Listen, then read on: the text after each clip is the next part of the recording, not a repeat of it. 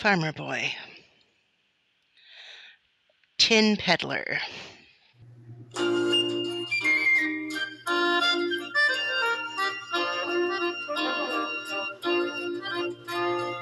I was out walking one morning for pleasure, I spied a cowpuncher riding alone.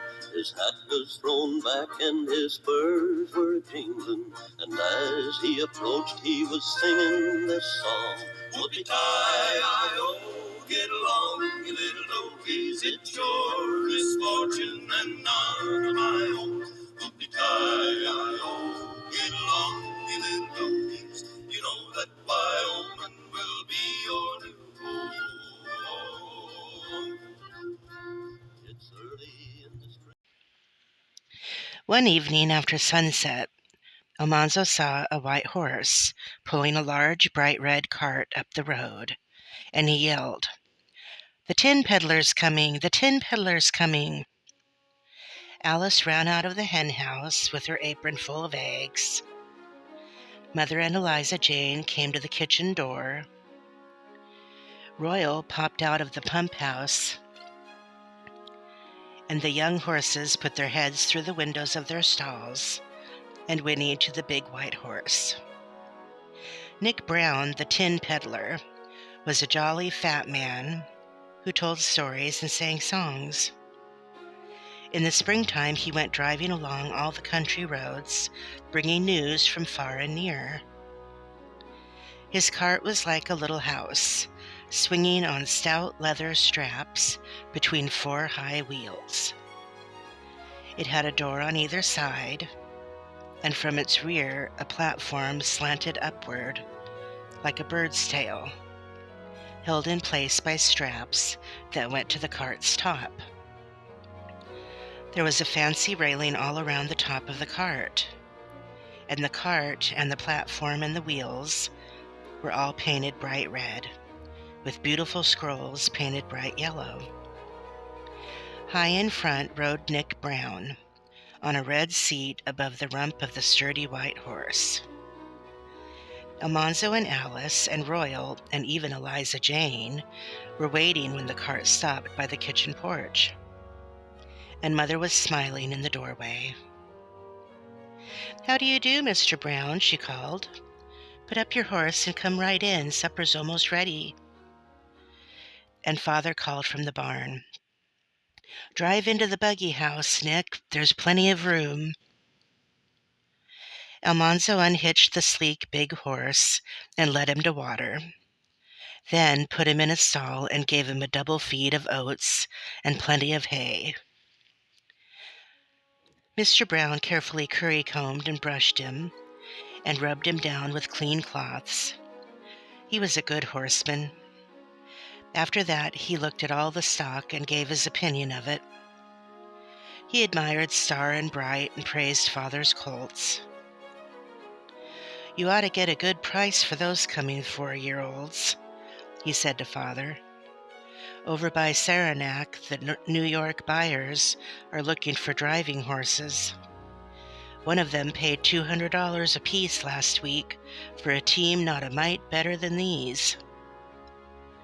Almanzo could not speak while grown-ups were talking, of course, but he could listen. He didn't miss anything that Mr. Brown said, and he knew that the best time of all was coming after supper. Nick Brown could tell more funny stories and sing more songs than any other man.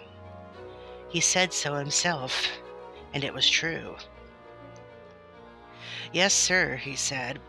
"I'll back myself, not alone against any man, but against any crowd of men. I'll tell story for story and sing song for song, as long as you'll bring men up against me, and when they're all done, I'll tell the last story and sing the last song." Father knew this was true. He had heard Nick Brown do it in Mr. Case's store in Malone. So after supper they all settled down by the heater, and Mr. Brown began. It was after 9 o'clock before anyone went to bed, and Almanzo's sides ached with laughing. Next morning after breakfast, Mr. Brown hitched the white horse to the cart and drove it up to the kitchen porch, and he opened the red doors. Inside the cart was everything ever made of tin. On shelves along the walls were nests of bright tin pails and pans and basins, cake pans, pie pans, bread pans, and dish pans. Overhead dangled cups and dippers, skimmers and strainers, steamers, colanders, and graters. There were tin horns, tin whistles, toy tin dishes, and patty pans. There were all kinds of little animals made of tin and brightly painted. Mr. Brown had made all of these himself in the winter time, and every piece was made of good thick tin, well made and solidly soldered. Mother brought the big rag bags from the attic and emptied it on the porch floor, all the rags she had saved during last year. Mr. Brown examined the good clean rags of wool and linen, while Mother looked at the shining tinware, and they began to trade. For a long time they talked and argued. Shining tinware and piles of rags were all over the porch. For every pile of rags that Nick Brown added to the big pile, Mother asked more tinware than he wanted to trade her. They were both having a good time, joking and laughing and trading. At last Mr. Brown said, "Well, ma'am, I'll trade you the milk pans and pails, the colander and the skimmer, and the 3 baking pans, but not the dish pan, and that's my final offer." "Very well, Mr. Brown," Mother said, unexpectedly. She had got exactly what she wanted. Almanzo knew she did not need the dish pan. She had set it out only to bargain with.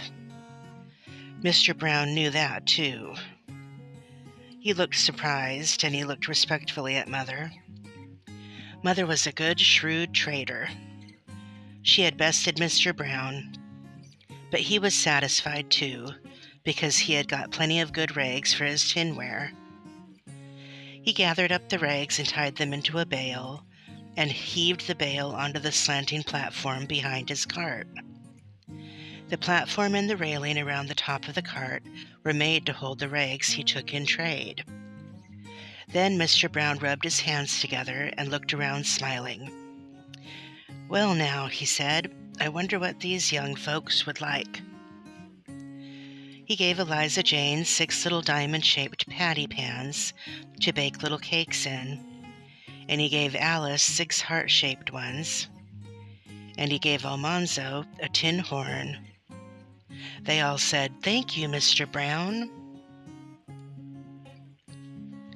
Then Mr. Brown climbed to his high seat and took up the reins. The big white horse stepped out eagerly, well fed and brushed and rested. The red cart went past the house and lurched into the road. Whoopie-tie-I-O, get along, you little doggies, it's your misfortune and none of my own. Whoopie-tie-I-O, get along, you little doggies, you know that Wyoming will be your new home.